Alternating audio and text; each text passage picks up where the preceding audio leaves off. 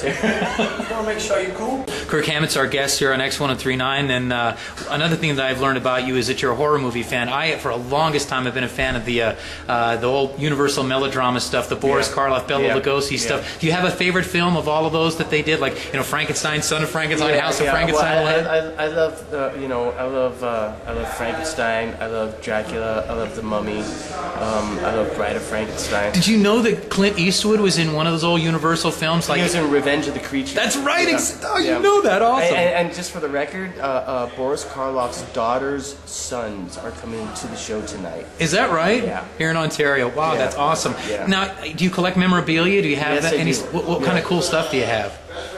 I have a ton of cool stuff. Really, a lot of it? Yeah, I have I have a lot of the old original movie posters, and I have stuff from the 40s. I have stuff from the 50s, 60s, 70s. Up into to the 90s. The most recent thing I got was the bunny mask from a movie called Donnie Darko. Oh, really? Yeah, I don't know if you've seen that movie. I have seen that. Yeah. Yeah, there's this insane looking bunny character that pops up halfway through the movie, and I managed to acquire that mask. Right. Yeah. That's awesome. Yeah. Let me ask about this. Doing some. Well, actually, before I get off to that, I want to ask. I know that Rob Zombie is really into the whole monster thing and that kind of thing, and making some movies and redid Halloween. Any chance? I mean, do you know Rob at all? Any chance that you guys might get together and work on a project, maybe a soundtrack for an original film or something like that? I don't see why not. It's totally possible in the future. We've never really spoke about it. I'm much more into the music side of things. I've thought about maybe exploring that realm, but I'm just too busy being in Metallica, Right. I mean? And is that the greatest job in the world? It absolutely is. I wouldn't trade it for anything. Kirk Hammett's our guest. Let's ask about TV. You've done a little bit with The Simpsons and Space Ghost. Was that a fun experience for you, doing cartoon voiceover? Absolutely. And made like a trip to sit back and watch on television later when it comes on? It's hilarious. And James and I did a couple episodes of Metalocalypse too, which was a lot of fun as well.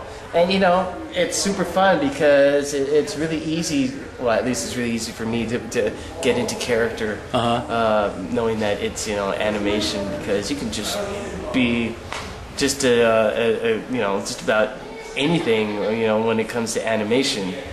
But it's a lot of fun doing that, and it is a trip, seeing yourself animated.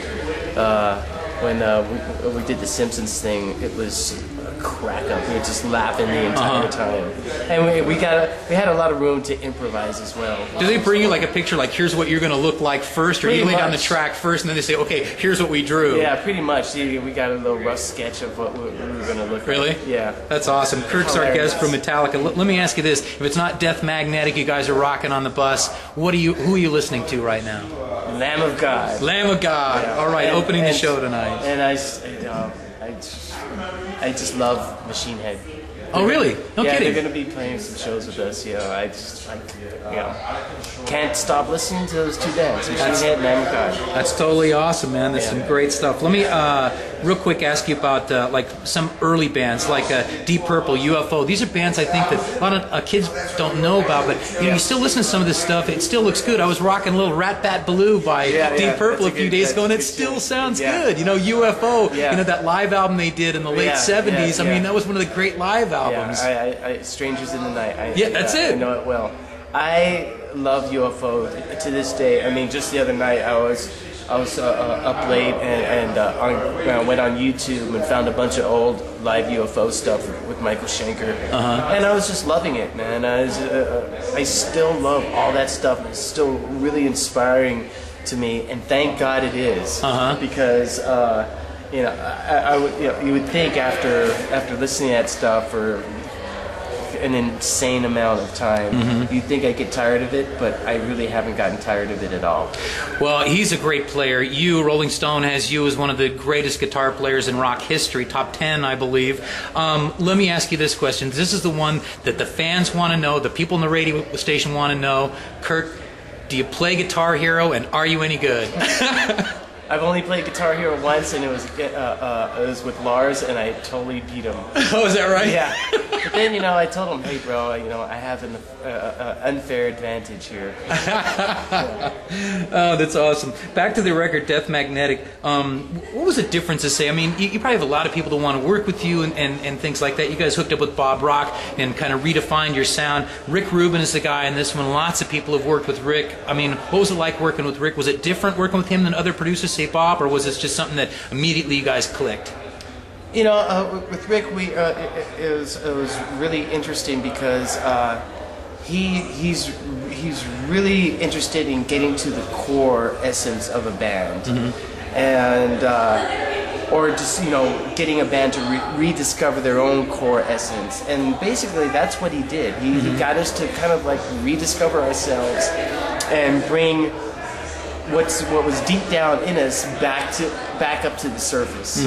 And I have to say, you know, I have to thank him for that, because we would have never have done that on our own. We would have just kept on going, you know, off in left field or whatever. And it's great because he has a tendency to like not see things in musician terms. He sees things in more like, you know, fan terms, or, you know, music appreciation terms, or audience perspective. And it's great because that's exactly what we needed. You know, his approach was exactly what we needed.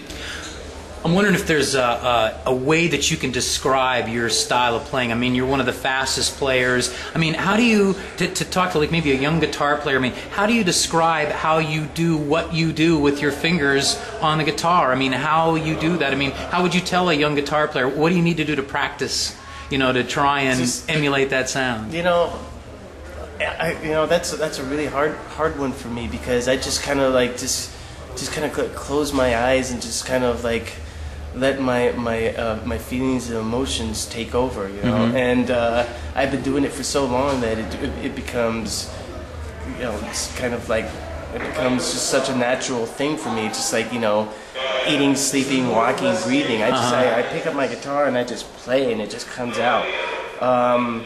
Easiest part of your day then, right? It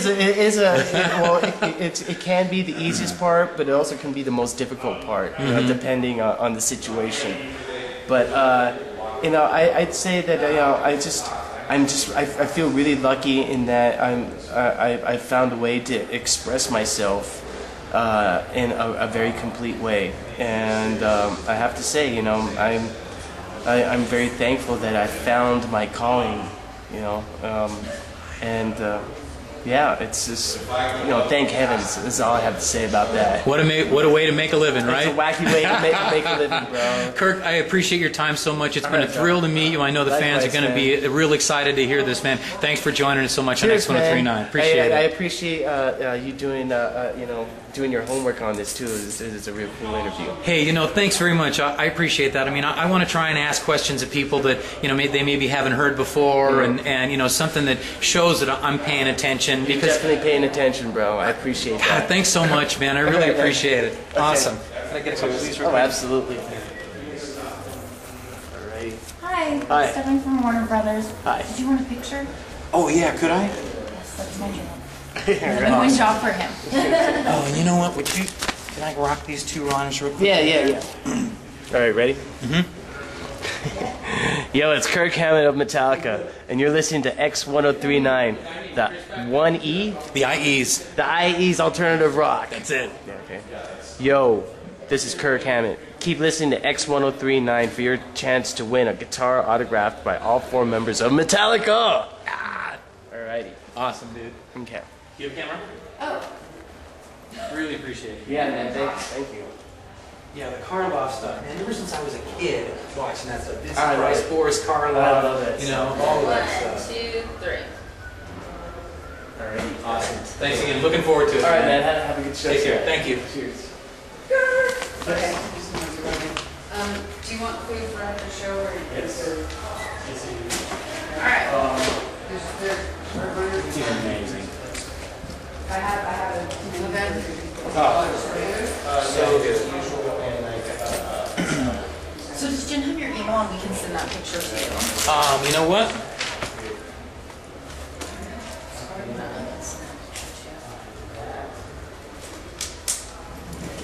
Awesome. Wallet right now, it will never